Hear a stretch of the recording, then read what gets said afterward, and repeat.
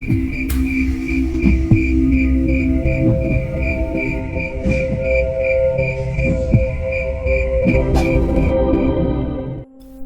yang begitu ramai, alarm dari setiap kamar saling beradu satu sama lain. Sayangnya, sang pemilik seakan menulikan telinga.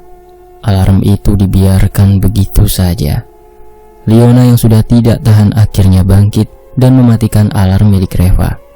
Sedangkan Felis mematikan alarm Lexa. Tersisa satu alarm, yaitu milik Elma. Leona segera bangkit untuk membangunkan gadis itu. "Elma, bangun!" ucap Leona seraya menepuk bahu Elma berulang kali. Merasa tidurnya diganggu, Elma melenguh, lalu mengucek mata. "Apa sih, Li?" tanya Elma sedikit kesal. "Kamu mandi dulu sana, nanti habis kamu aku ya." Entah mengapa Leona tidak pernah mau untuk masuk ke kamar mandi pertama. Dia pasti akan menyuruh Elma untuk mandi terlebih dahulu. Elma duduk menyandar ke tembok untuk mengumpulkan nyawanya. Dia mengangguk, lalu bangkit dan bergegas ke kamar mandi. Di kamar mandi, Elma mengerutkan dahi. Pasalnya, hari demi hari air yang mengalir semakin kecil. Jika seperti ini terus, anak-anak akan terlambat berangkat ke kantor karena harus menunggu air.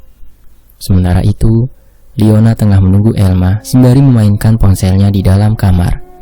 Kamarnya sangat gelap karena mereka tidak suka tidur dengan penerangan. Tengah asyik memainkan ponsel, mata Leona menangkap sosok hitam yang melintas di luar dari balik gorden. Leona terkejut hingga tidak sadar menjatuhkan ponselnya. Gadis itu meneguk Saliva dengan susah payah, lalu memberanikan diri untuk mengintip ke arah jendela. Hasilnya nihil. Leona akhirnya bisa bernafas lega. Mungkin dia hanya berhalusinasi. "Ah!" teriak Leona histeris sambil menutup seluruh wajahnya dengan telapak tangan. "Leona, kamu kenapa?" tanya Reva sambil menepuk bahu Leona.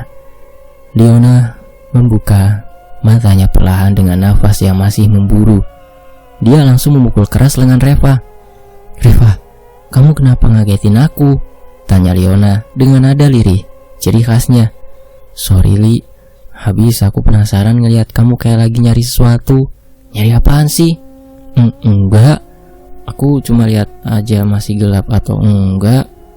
Udah, aku mau dengerin musik lagi." Leona selalu saja seperti itu. Dia tidak suka banyak bicara. Dia akan menghindar jika sudah merasa lelah. Mendengar ucapan Leona, Reva hanya mengangguk ragu-ragu. "Sebenarnya tadi aku juga lihat, Li. Makanya aku juga mau ikutan mastiin," batin Reva. Tidak lama, Elma mengetuk pintu kamar Leona. "Aku udah selesai, Li," ucap Elma dengan kepala yang mengintip masuk ke dalam kamar. "Oke, El." Leona segera meraih handuk dan pergi ke kamar mandi. Baru saja Elma masuk ke dalam kamar, ponselnya sudah berdering. Pertanda ada sebuah panggilan masuk. Eza call.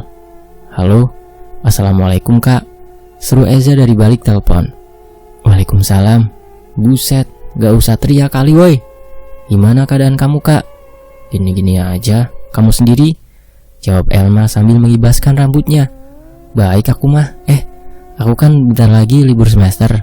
Aku minta alamat kamu kak. Selok aja kalau bisa. Aku pengen main sama temen aku." "Ih, gak usah kalau kata aku mah. Ngapain? Aku aja pengen pulang," sewot Elma. "Ih, buruan sekarang," tuntut Eza, membuat Elma akhirnya mengalah dan mengirimkan alamatnya. "Oke, udah terkirim kak. Aku ajakin teman-teman aku yang demen bikin konten horor ya." Eza terbahak dari balik ponselnya. Sedangkan Elma justru memasang wajah khawatir. "Ya udah, aku mau siap-siap Za. Kamu juga harus sekolah kan? Hati-hati kamu. Gak usah ngebut-ngebut, gak usah nyalipin mobil. Jaga ibadah sama pola makannya yang bener," ucap Elma panjang lebar. "Siap Doro." Lagi-lagi Eza terkekeh membuat Elma geram dan ingin menyemburkan kata-kata mutiaranya. "Oke, bye," sewot Elma. Bentar, assalamualaikum," ucap Eza dengan nada lembut yang dibuat-buat. "Waalaikumsalam," Elma mengakhiri panggilan. Kini semua anak sudah siap untuk berangkat ke kantor. Elma memastikan, apakah Lexa sudah benar-benar kuat untuk kembali ke kantor atau belum? Setelah dipastikan baik-baik saja, Elma memberitahu Anggun bahwa hari ini Lexa akan berangkat ke kantor. Kamu beneran udah kuat? Tanya Anggun pada Elma untuk memastikan. Kuat kok mbak, saya nggak berani di rumah sendiri lagian, kalau di kantor kan ada temennya, jawab Lexa meyakinkan Anggun. Oke, tapi kalau ngerasa ndak enak badan, langsung istirahat saja ya, jangan maksain diri, saya duluan, ucap Anggun tegas lalu melenggang pergi. Mereka pun berangkat bersama. Di sepanjang perjalanan, Lexa dan Felis tampak asik berbincang. Mereka seakan tengah membicarakan hal serius mencurigakan. Di kantor, semua melakukan kegiatan rutinitas masing-masing. Semua berjalan dengan lancar. Tetapi Reva tiba-tiba memecah keheningan hingga membuat semua anak di lantai 2 menatapnya. Kamu kenapa, Re? Tanya Aileen panik. Laptopku mati. Tugasku hilang semua dong. Mana udah banyak banget lagi. Ntar kalau dimarahin Mas Rian gimana? Rengek Reva pada Aileen dengan wajah memelas. Loh, emang tadi nggak kamu charge? Felis turut bertanya. Lupa, aku terlalu fokus kerja. Padahal tadi udah ada warning buat ngecharge laptop. Reva semakin panik. Suaranya mulai bergetar. Degup jantungnya semakin menggila. Saat tiba-tiba Rian berjalan menuju mereka. Dia pun bingung karena semua anak menatapnya aneh. Ada apa? Lancar kan? Rian mengajukan pertanyaan yang membuat Reva seakan tersambar petir di siang bolong. Saya bertanya, tegas Rian. Reva menunduk, mengatur nafas agar suaranya tidak bergetar. Perlahan dia menegakkan kembali kepalanya dan mengatakan masalahnya. Maaf mas, laptop saya mati. Padahal lagi buat ngerjain tugas, ucap Reva dengan susah payah. Kok bisa? Emang gak kamu baterainya di-charge? Saya terlalu fokus ngerjain tugas mas, sampai lupa gak nge-charge laptop. Rian menghela nafas pasrah lalu berkata, ini terjadi karena kesalahan kamu sendiri Reva. Tapi kali ini saya maafkan. Saya akan bantu bilang ke adminnya kalau mengalami kendala. Tapi jangan diulangi lagi ya. Reva membelalakan mata tidak percaya. Apapun itu dia sangat bersyukur. Baik mas, terima kasih banyak. Insya Allah saya janji gak akan ngulangin kesalahan yang sama. Setelah semua ditanya satu persatu tentang kegiatan mereka hari ini, Rian kembali turun ke ruangannya. Kali ini Reva benar-benar beruntung. Asik melaksanakan tugas, tidak terasa hari sudah sore dan jam sudah menunjukkan pukul 5 sore. Waktunya mereka semua pulang. Mereka tampak sangat lelah hingga tidak sabar untuk membaringkan tubuhnya di atas kasur yang keras. Di antara mereka yang sangat ingin cepat sampai rumah, berbeda dengan Lexa dan Felis yang justru pamit untuk pergi ke suatu tempat. Elma dan Reva sempat melarang, tapi keduanya mengatakan ingin membeli es krim. Mereka pun berpisah di sebuah pertigaan. Kamu ingat gak rumahnya di mana? Tanya Felis. Kata Elma malam itu rumahnya ada di ujung blok, tepat depan pos ronda. Lexa mengerutkan dahi seraya mengetuk-ngetukkan jarinya pada dagu, berpikir, oke, ayo, keburu gelap. Mereka segera pergi ke tempat tujuan. Betapa terkejutnya mereka saat melihat bangunan yang sangat indah, hingga mereka menyebutnya sebagai rumah film. Ini mah kayak rumah yang ada di film-film, Vel, ucap Lexa sambil terus menganga takjub. Sedangkan Felis hanya bisa geleng-geleng tidak percaya. Demi, ini rumah gede banget. Tapi Felis menggantungkan ucapannya, membuat Lexa menunggu. Tapi apa? Kamu nyadar gak sih dalamnya gelap? Ada sorot lampu hijau, kayak di rumah-rumah horor gitu. Auranya juga mistis tahu. Emang kamu gak ngerasa apa? Tutur Felis yang membuat Lexa menyadari hal yang sama. Tidak lama terdengar suara azan maghrib. Dua gadis itu langsung beradu pandang.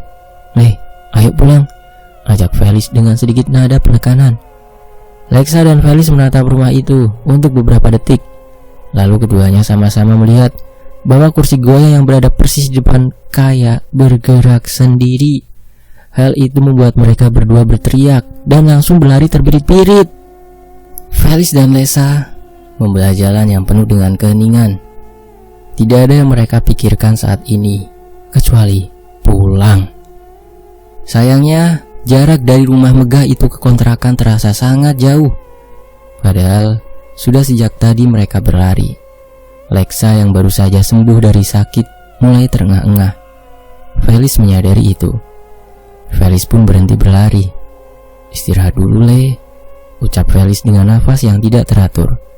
Lexa hanya mengangguk sambil mengusap peluh di pelipisnya. Dia mulai merasakan keringat dingin di sekujur tubuhnya. Sepertinya sakitnya kambuh lagi. Kok nggak sampai-sampai ya, Vel? Kita udah lari dari tadi loh, ujar Lexa sambil membungkuk, memegangi lututnya. Fix, ini kita disasarin. Kita udah buat kesalahan, Le. Gak seharusnya kita pergi ke tempat itu, apalagi gelap-gelap gini. Mending sekarang kita baca doa, terus jalan pelan-pelan. Felis benar, tindakan mereka itu salah. Bisa saja ini adalah ulah makhluk tak kasat mata yang tidak suka dengan kehadiran mereka. Keduanya mulai merapalkan doa, lalu kembali melanjutkan perjalanan dengan melangkah perlahan. Akhirnya Felis dan Lexa dapat sampai di rumah. Mereka tiba pada pukul 7 malam. Padahal jika diukur, jarak kontrakan ke rumah megah itu tidaklah jauh. Sesampainya di kontrakan, keduanya tidak langsung masuk. Mereka masih membahas keanehan-keanehan yang dialami. Pertama, kursinya gerak sendiri. Kedua, rumahnya sepi kayak gak ada penghuni. Ketiga, kita disasarin. Menurut aku itu udah cukup aneh. Kita harus ngasih tahu yang lain. Lexa terlihat sangat bersemangat untuk memberitahukan hal ini kepada yang lain. Apa nanti kita nggak dimarahin sama mereka karena mereka datang ke rumah itu? Persetan sama dimarahin. Ini berita penting. Kita harus... Belum sempat Lexa menuntaskan kalimatnya, tiba-tiba tengkuknya merasa merinding. Dia menatap Felis dan menarik tangannya untuk segera masuk ke dalam rumah. Sial, rumah dikunci. Mereka tidak dapat langsung masuk, padahal suasana semakin tidak enak. Felis terus menggedor pintu. Lexa mulai panik. Terlebih dia mulai mencium bau sate, padahal tidak ada yang berjualan sate. Lexa membuka ponsel, lalu menghubungi semua anak di rumah agar segera dibukakan pintu. Woi, buka! Teriak Felis yang sudah geram. Suara mereka seakan lenyap di bawah angin hingga tidak ada yang dapat mendengarnya. Setelah sekian lama, akhirnya salah satu anak itu menerima panggilan Lexa. Kemudian tidak lama, pintu pun dibuka. Lexa yang sudah tidak sabar langsung berlari menuju ke lantai 2 tanpa mengucapkan salam terlebih dahulu, membuat Aileen geleng-geleng kepala. Kalau masuk tuh salam dulu, biar setannya gak ikut masuk. Aileen kembali mengunci pintu, lalu turut menyusul Lexa dan Felis ke atas. Di atas, Lexa langsung heboh dan memanggil semua teman-temannya. Dia menceritakan apa yang dia dan Felis alami. Benar saja, Lexa dan Felis langsung kena marah oleh Elma karena nekat pergi ke rumah tersebut, padahal itu sangat berbahaya. Iya, tapi kalau bukan karena kita, kalian gak bakal tahu berita ini. Bude Leli itu bukan manusia, guys. Kalian harusnya dari awal sadar itu. Emang ada warga yang mau ngobrol sama kita apa? Bahkan pas kita senyumin aja muka mereka datar sama pucat gitu. Kita tuh gak boleh gampang percaya sama orang lain, ucap Lexa panjang lebar. Tampaknya mereka pun mulai menyetujui opini Lexa. Justru karena itu, Le, gimana kalau kalian tadi kenapa-napa? Kita semua yang di rumah gak bakalan tahu. Apalagi kita juga taunya kalian pergi beli es krim. Kita cuma khawatir kalau kalian sampai kenapa-napa. Kita jangan sampai terpecah belah. Kita berangkat bareng, harus pulang bareng-bareng juga. Janji jangan ulangin lagi ya.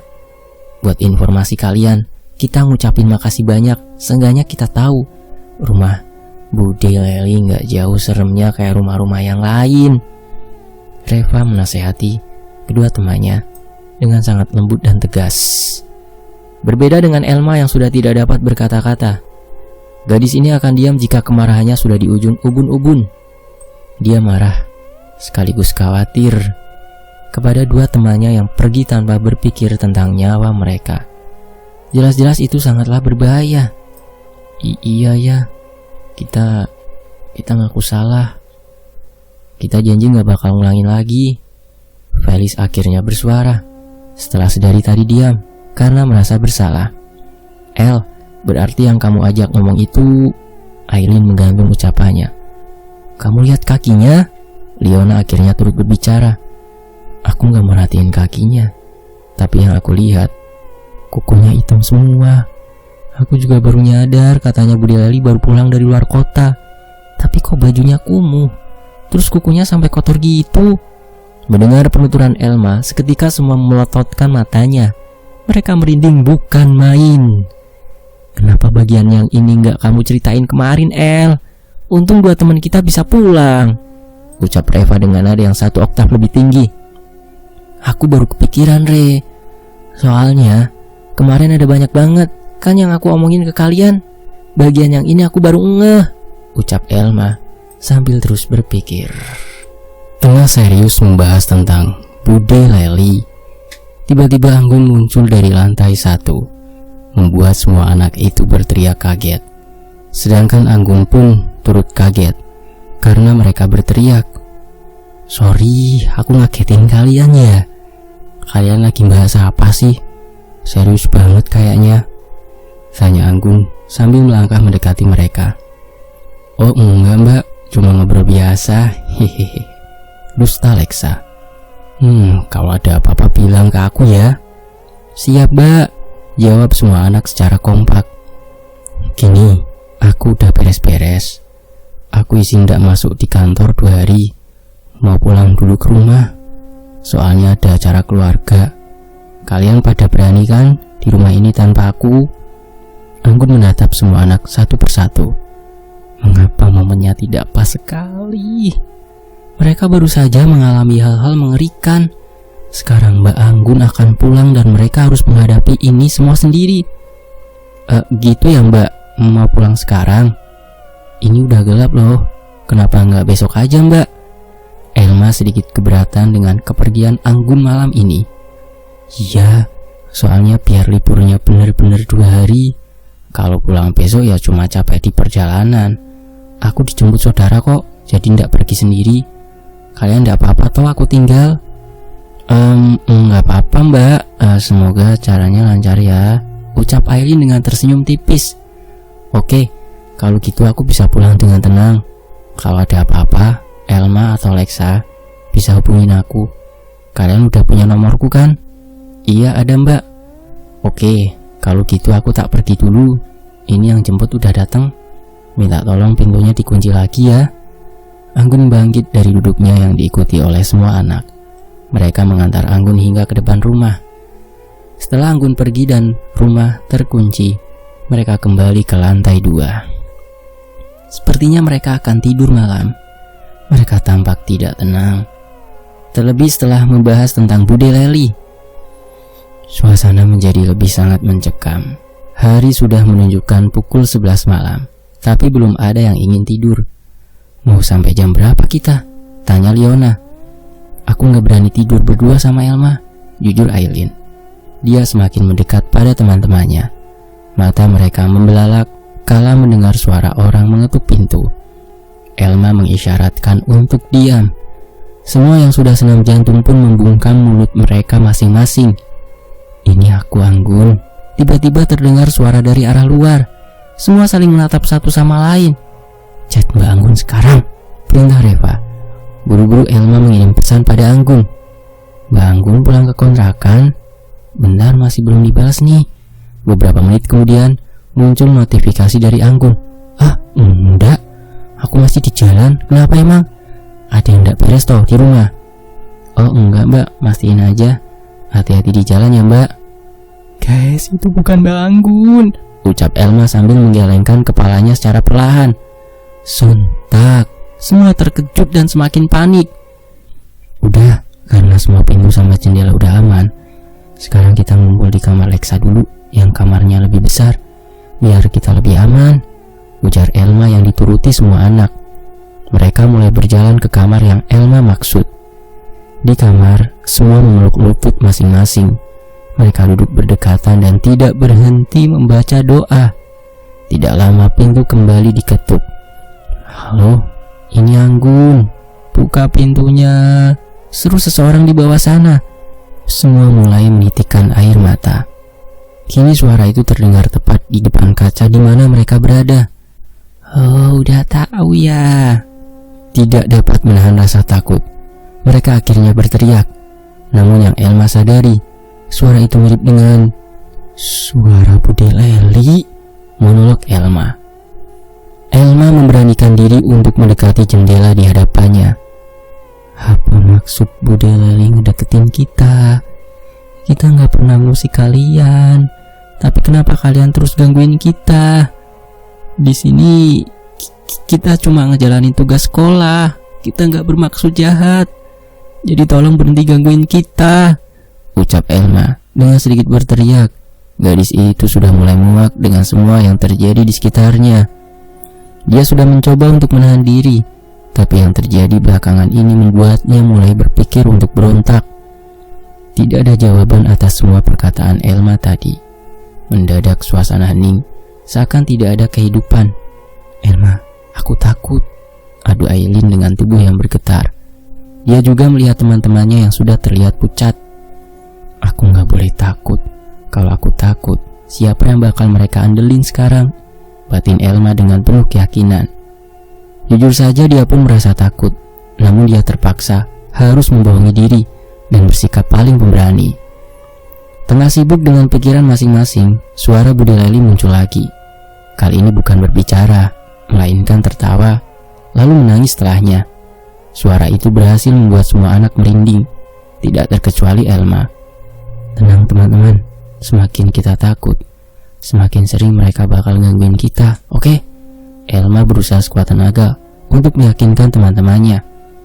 Jujur aku takut banget sekarang, aku kangen Eza. Kalau ada Eza pasti gak setakut ini. Hari sudah semakin larut, tetapi tidak ada tanda-tanda bahwa anak-anak itu akan tidur. Mereka saling berpegangan tangan untuk saling menguatkan. Lexa menyeka air matanya, lalu berkata, kita pasti bisa melewatin ini. Kita cuma tinggal nunggu ayam berkokok dan semua berakhir. Tampaknya satu persatu di antara mereka mulai terlihat mengantuk. Terbukti dengan Felis yang sudah tertidur nyenyak.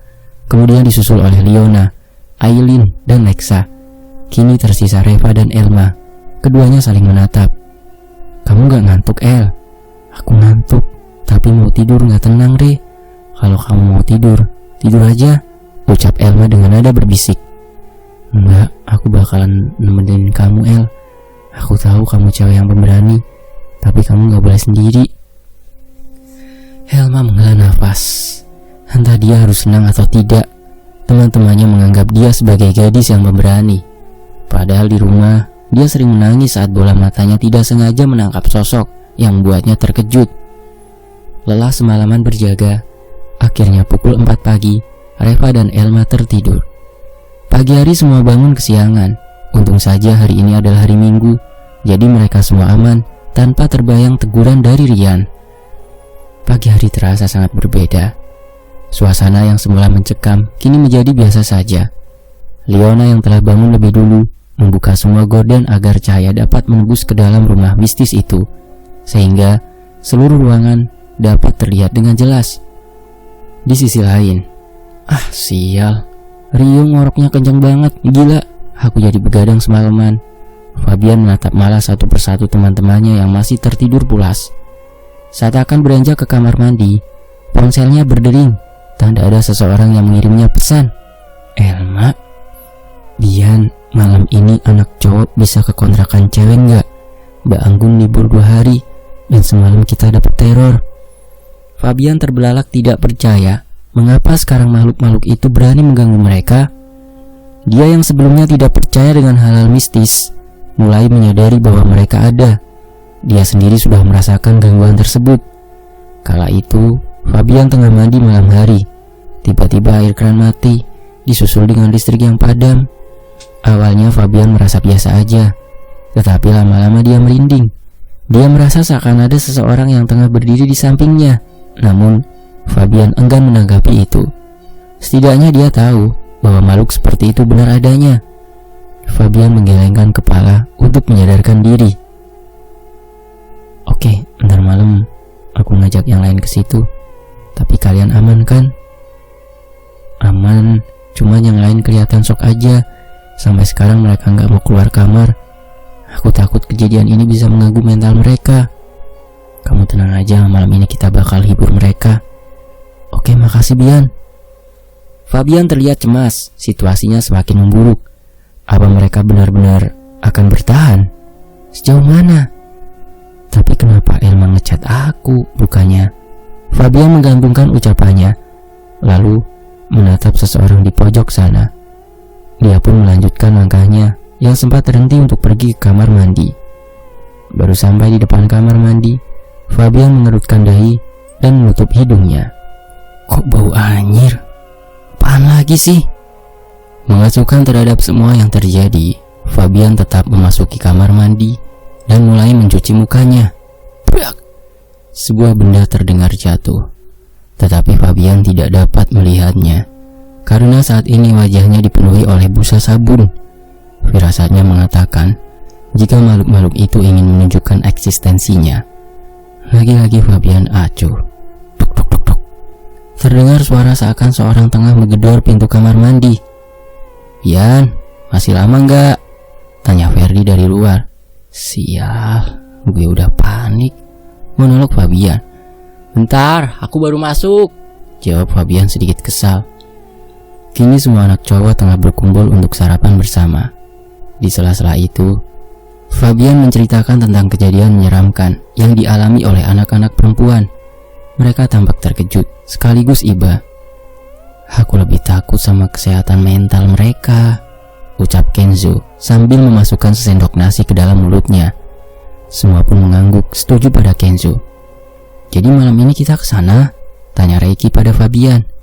"Iya, sampai situasi benar-benar aman. Kita nggak bakal nginep kok. Kita cuma nemenin mereka sebentar. Seenggaknya kita mengurangi rasa takut mereka. Meskipun sebenarnya kehadiran kita nggak bisa mencegah para makhluk itu buat gangguin mereka," jawab Fabian panjang lebar. Dari matanya tersirat rasa khawatir yang begitu besar. Reiki dapat melihat itu. Kenapa Elma malah ngechat Fabian, bukan aku? Malam pun tiba, dan semua anak cowok itu telah sampai di kontrakan anak-anak perempuan. Kenzo dan Ferdi berusaha untuk mencairkan suasana. "Guys, gue mulai lapar nih. Ada makanan nggak?" tanya Kenzo yang tidak mendapat respon. Aku mau cerita nih. Jadi dulu aku pernah..." Belum sempat Ferdi menuntaskan kalimatnya. Melihat wajah teman-temannya yang tanpa reaksi, Ferdi memutuskan untuk diam. Di tengah keheningan, Reva kembali membuka percakapan. "Gimana kalau kita bilang ke pihak sekolah aja soal kejadian yang kita alamin selama ini?" Reva menatap semua anak. "Enggak, aku nggak setuju. Kalau kita bilang ke pihak sekolah, kita pasti disuruh pulang. Dan belum tentu bakalan ada instansi yang mau nerima kita buat PKL. Kita tahu kalau selama ini nyari tempat PKL tuh susah. Sedangkan kita butuh nilai PKL buat kelulusan." Lexa menolak penuh saran dari Reva. Sebagian dari mereka menyetujui ucapan Lexa. Bagaimanapun mereka membutuhkan nilai PKL untuk kelulusan. "Aku setuju sama ucapan Lexa. Tapi kalau suatu hari nanti, aku harap ini gak terjadi ya. Ini cuman buat jaga-jaga aja. Kalau suatu hari nanti situasinya makin memburuk, gak ada salahnya kita ngikutin saran Reva." Seperti biasa, Reiki selalu terlihat bijaksana dengan setiap perkataannya. "Kita emang butuh nilai, tapi nyawa kita jauh lebih penting," Elma turut menimpali. Tengah serius berdiskusi, Fabian melihat ada sosok menyeramkan yang melangkah begitu cepat. Namun yang lebih menyeramkannya lagi yaitu sosok tersebut tampak menuju ke arah rumah mereka. Saat sosok itu semakin dekat, Fabian berlari dan langsung mengunci pintu. Benar saja, terdengar seseorang berusaha menerobos masuk ke dalam rumah. Semua pun berteriak histeris. Fabian memberanikan diri untuk mengintip keluar, tetapi dia tidak melihat siapapun. Namun gagang pintu terus bergerak cepat seakan ada yang memainkannya. Apa sih sebenarnya mau mereka? Kok seneng banget gangguin orang lain ya? Apa yang akan terjadi dengan mereka selanjutnya? Apa latar belakang dari daerah tersebut hingga rumah-rumah terbengkalai? Dan apakah pihak sekolah tidak konfirmasi dulu dengan warga sekitar tentang latar belakang daerah tersebut dan juga rumah yang mereka kontrak? Ini sebuah tanda tanya besar.